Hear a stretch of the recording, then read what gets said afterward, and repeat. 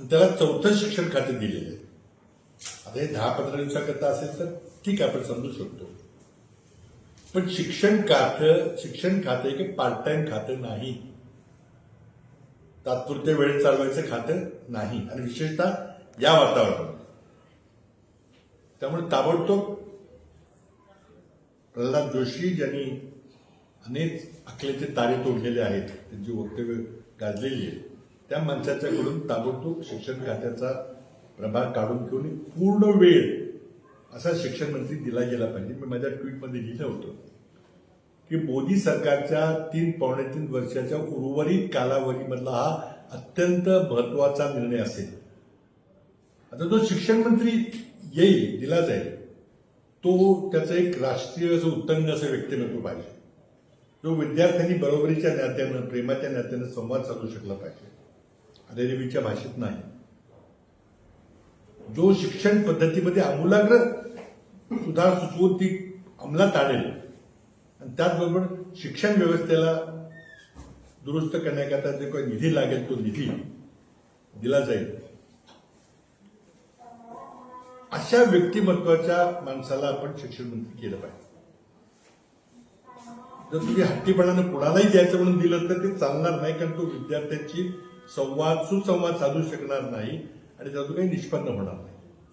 मला तरी आजच्या मोदी मंत्रिमंडळामध्ये असा एकही सक्षम मंत्री दिसत नाही की ज्याचं खातं काढून त्याला शिक्षण खातं द्यावं, मग त्याचं खातं दुसऱ्या कोणाला द्यावं.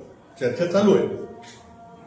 मी अशी चर्चा ऐकली की महाराष्ट्राच्या मुख्यमंत्र्यांना शिक्षण मंत्री करायचं दिल्लीत. आम्हाला काही मान्य होणार नाही, कारण आपण पाहिलं तर नीट परीक्षेचे जे 2026ला जे काही घडलं त्यातला बराचसा मोठा भाग महाराष्ट्रातला आहे. मुख्यमंत्री जे गृहमंत्री आहेत, कायदा मंत्री आहेत, त्याच्या नाकाखाली सगळं घडलंय, त्याला काही थांबवता आलं नाही. किंबहुना काही वरिष्ठ राजकारण्यांचा त्यामध्ये हस्तक्षेप आहे का, सहभाग आहे का, हे काही आपल्याला माहिती नाही.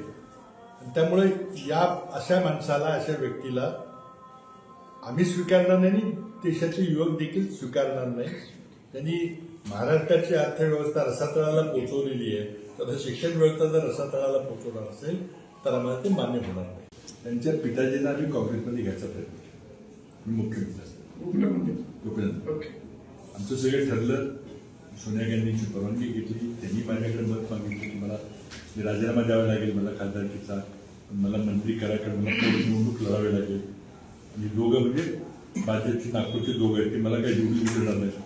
तिथं त्यावेळेला जातीवादाचा विषय होता, मला मंत्री करा. त्या दिवशी बोलताना त्यांनी म्हटलं काय हरकत नाही, म्हटलं कॅबिनेट मंत्री ते एकदम शक्य होईल कारण माहिती नाही, पण राज्यमंत्री स्वतंत्र प्रभाग करता येईल. आमचं सगळं ठरलं, ते गुप्तपणे आले. मी महाराष्ट्र सरकारला राहता एका हॉटेलमध्ये राहिलो, कोणाला कळवतो, त्यावेळेला माणिकराव ठाकरे अध्यक्ष होते. आमचं सगळं ठरलं. रात्री गुप्त 2 वाजता बैठका झाल्या अहमद पटेलच्या, आमच्या मॅडमची परवानगी घेतली, आणि ते त्यावेळेला भाजपचे विरोधी पक्षाचे उपनेते होते, मोठ्या पदावर, पण अत्यंत अस्वस्थ होते. काय काय सांगितलं मला ते काय बोलणार नाही. ते म्हटले मला एक दोघं मला निवडून दिसणार नाही, कोण नागपूरमध्ये, म्हणून म्हटलं मला काहीतरी पद द्या. मी म्हटलं ठीक आहे. मी तेव्हा पंतप्रधान कार्यालयाचा राज्यमंत्री आधी होतो, नंतर मुख्यमंत्री. हे मुख्यमंत्री असतानाची गोष्ट झालं.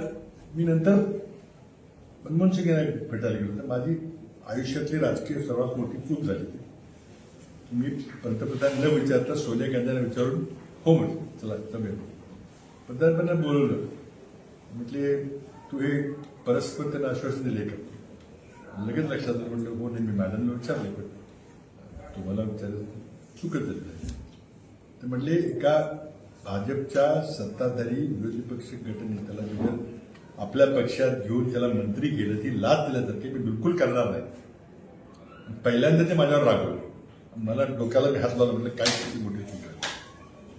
आणि मग नंतर आलो, म्हटलं काय मार्गच नाही ना, विचारायला पाहिजे होतं. माझी मोठी चूक झाली. शेवटी मंत्रिमंडळ करायचा अधिकार कोणाचा असतो? सोनिया गांधींनी मान्यता दिली, ठीक आहे, पण शेवटी मंत्रिमंडळ ते करतात.